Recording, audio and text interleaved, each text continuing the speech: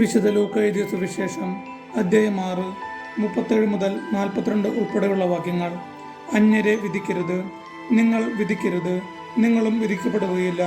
കുറ്റാരോപണം നടത്തരുത്, നിങ്ങളുടെ മേലും കുറ്റം ആരോപിക്കപ്പെടുകയില്ല. ക്ഷമിക്കുവിൻ, നിങ്ങളോടും ക്ഷമിക്കപ്പെടും. കൊടുക്കുവിൻ, നിങ്ങൾക്കും കിട്ടും. അമർത്തി കുലുക്കി നിറച്ചളന്ന് അവർ നിങ്ങളുടെ മടിയിൽ ഇട്ടുതരും. നിങ്ങൾ അളക്കുന്ന അളവ് കൊണ്ട് തന്നെ നിങ്ങൾക്കും അളന്നു കിട്ടും. അവൻ ഒരു ഉപമയും അവരോട് പറഞ്ഞു. കുരുടനെ നയിക്കാൻ സാധിക്കുമോ? ഇരുവരും കുഴിയിൽ വീഴുകയില്ലേ?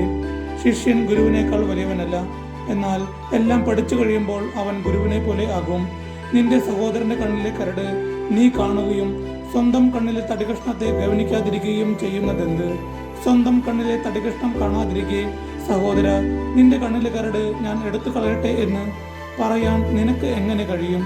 കപട നാട്ടുകാരാ, ആദ്യമേ നിന്റെ കണ്ണിലെ തടികഷ്ണം എടുത്തു മാറ്റുക.